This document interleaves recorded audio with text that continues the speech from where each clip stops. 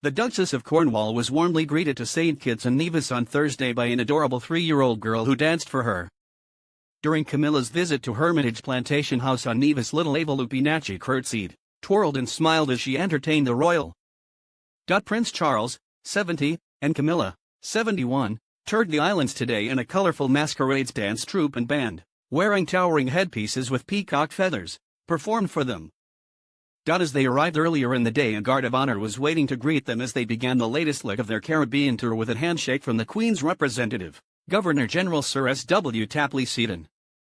The couple both dressed for the weather, with Camilla in a blue kaftan over white loose trousers and Charles in a beige suit. Following tradition, the heir to the throne inspected the waiting troops passing along their lines in the shadow of R8F Voyager, the UK ministerial jet the couple are using. The couple later stood with officials, with Charles on a red box and Camilla behind him. Later, Charles will launch a project to give Commonwealth students the chance to study subjects at Cambridge University he has deeply cared about for decades. Scholarships under Charles's name will be offered in global issues he has championed, like climate change, sustainability and the blue economy, to mark the 70th anniversary of the family of nations and the prince turning 70 last year. The prince will make the announcement at a reception hosted in honor of the royal couple by the Governor-General. Before heading off to the capital, Bastair Timothy Harris, the Prime Minister of St Kitts and Nevis, introduced the couple to his cabinet. Later on, they were greeted by delighted crowds as they arrived in the capital Bastair for a day-long visit to the Caribbean island. Beaming away for an impromptu walkabout, the royal shook hands with hundreds of local well-wishers and tourists from as far afield as the UK, Toronto, and Denver. "I've been waiting for this for 46 years, screamed one woman excitedly as she clutched the prince's hand. "You take care of her, you hear?" shouted another man to Camilla's security team. Camilla got a fit of the giggles as she signed a visitor's book, promoting her husband to start chuckling too, as a colorfully dressed local band played. The couple then made their way down to the quayside to get a boat over to neighboring Nevis. Charles walked down on foot, but Camilla, wearing a cool azure tunic and trousers and carrying a Heidi Klum raffia bag, hopped into a golf buggy. "Bye you lot," she said and waved cheerfully at the waiting photographers.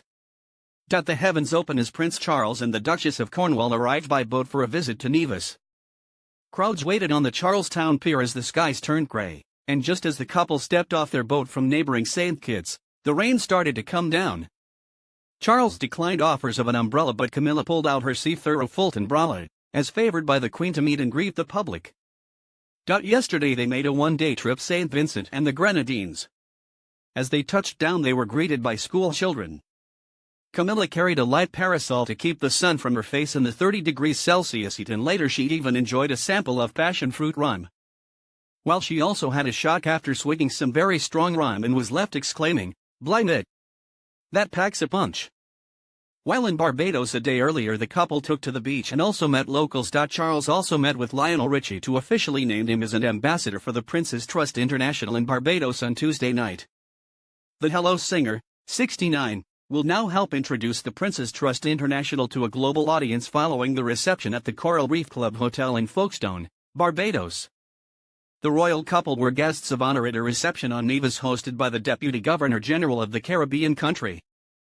Charles chatted to a group of returnees, Caribbeans who have returned home after living in the UK, at the open-air event.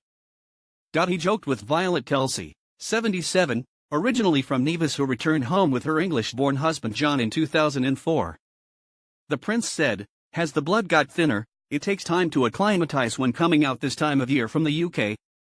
The couple also posed with a colourful masquerades dance troupe and band, wearing towering headpieces with peacock feathers. The masquerade art form is a combination of African and European influences that have been evolving over the past 300 years.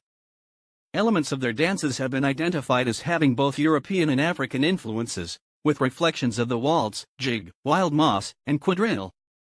The prince was forced to cut short his visit to historic Brimstone Fort on St Kitts due to the heavy rain. Instead of spectacular views of the island and natural park, little could be seen beyond the thick great cloud. He did, however, stop to speak to several large crowds of soaking well-wishers who had waited to see him. One woman gave him a book of food and drink recipes. "Are these the ones that blow your head off?" Charles joked.